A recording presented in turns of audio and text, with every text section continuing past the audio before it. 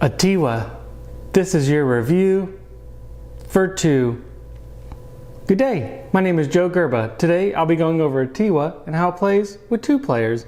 Now Atiwa is a 1 to 4 player game where you'll be building up your town, planting trees, getting fruit, but this game is all about fruit bats.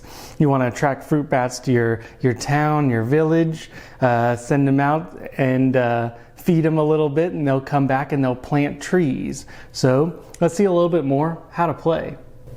So in Atiwa, it's really, you have kind of in 2 phases that you play.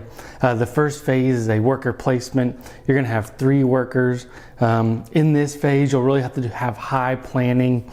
Do you want to go out and get some animals to feed your people? Classic Huey Rosenberg. Do you want to plant some trees, get some fruit, somehow get some bats?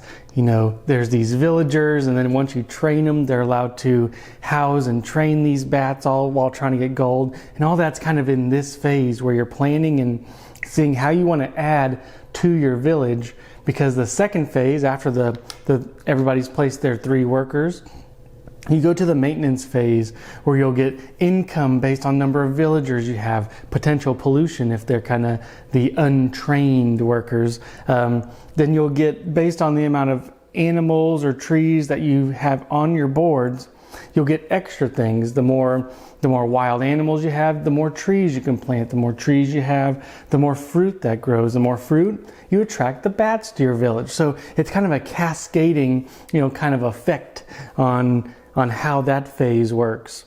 Then you go into the fruit bats. So during your turn, when you do place your workers, you'll be able to send out some fruit bats and they'll be able to plant some trees for you. So during this phase, they all come back to your village and you'll have to place them on your tiles. The next one is feeding.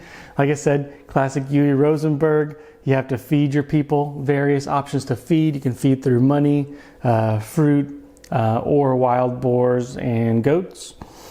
Then you have the breeding. If you have, for these rounds, there's going to be certain things, requirements that you meet. You'll be able to add one of those to your board. Kind of a free kind of action if you can accomplish that. Then your workers come back. Then you get new terrain tiles, move tiles over, and you're ready for the next round. You do that over 7 rounds, and whoever has the most points wins the game. So that's kind of the basic flow. Place your workers. Do these 7 maintenance phase, do it 7 times. Whoever has the most points wins. So let's see a little bit more what I thought about the game. So the components in this game are really nice. They give you these bat tokens, goat tokens, fruit. There's a lot of cool components in this game. The cards are kind of nice because you'll be adding these to your town. Everybody has their own board. Just this game is very well put together. The rules kind of easy. They're pretty easy to learn, especially for a UE game. And the references, very good. Everybody has their own references with these little cards. So I'd say components, rules, and references, top notch for Atiwa. Let's talk about setup and table size. Setup may take you a little bit. Each player has to kind of fill up their own board, shuffle some cards, get some stuff ready. Table size probably takes 3x3 for 2 players is kind of iffy.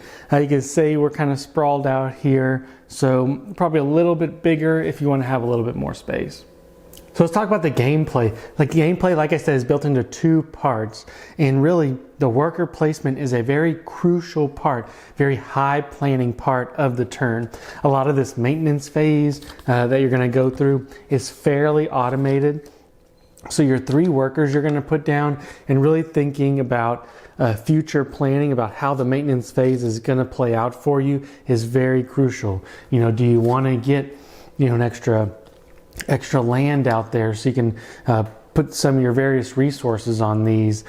Do you need to take advantage of one of these tiles with the bonus below it because next turn it's going to swap?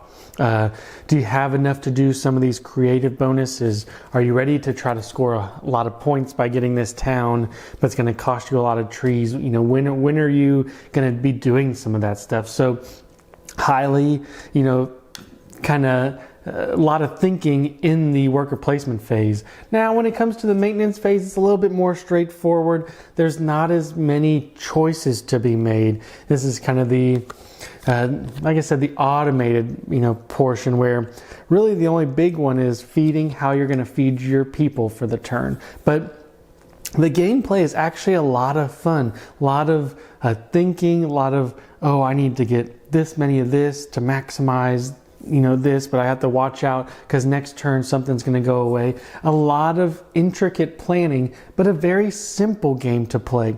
It's really worker placement, 3 workers, do the maintenance phase, and that's kind of it. But if you really want to maximize, if you really want to, think about your turn, you really can in this game. So very good gameplay. The gameplay mechanics are just straightforward. I think this is probably one of the easier Uwe Rosenberg games to get to the table, and pull it off the shelf and play. Now, I do have to talk about this. Sometimes I would go straight into, is this good for 2? But I have to talk about the replayability. For me, the replayability of this game is on the lower side. There's not a whole lot of variable setup, and a lot of the games are going to play out the same way. My wife and I, we like to play, over a weekend or over a couple weekends, multiple games. We've played 3 games so far, and they've all kind of played out the same. There's just the only really big variable setup are what 3 tiles are going to start up here, and then the 6 kind of tiles that are randomized on these kind of starter spaces. Other than that, the game plays the same every time, and that I have to be forward and upfront about that. Is the mechanics in this game is really neat, but there's just not enough variation from game to game for me.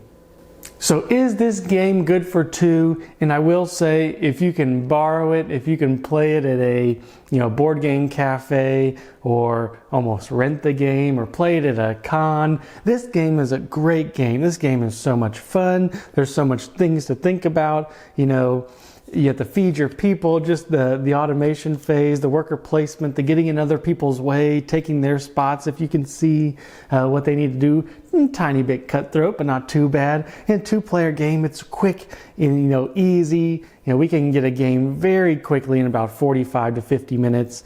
Whether I want to put down pollution, there's just a lot to like about this game. But is this a game that I think 2 people need to own? And my recommendation is no, because on the replayability, there's just not enough variation from game to game that I see. And it's so unfortunate, because the mechanics are great. The gameplay is smooth and great.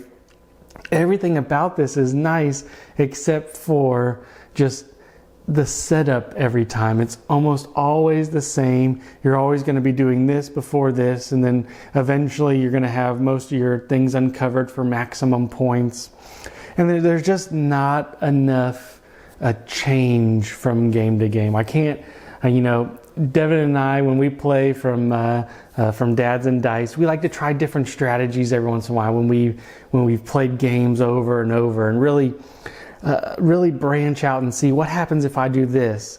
In this game, there's not a whole lot of that. There may be 1 or 2 things you can do, but essentially you're going to be doing the same thing. So, is this game good for 2? Yes. Can I recommend this to go in a collection? Unfortunately, no, just because of the longevity I think this game has. So, hopefully you guys enjoyed the review, and until next time.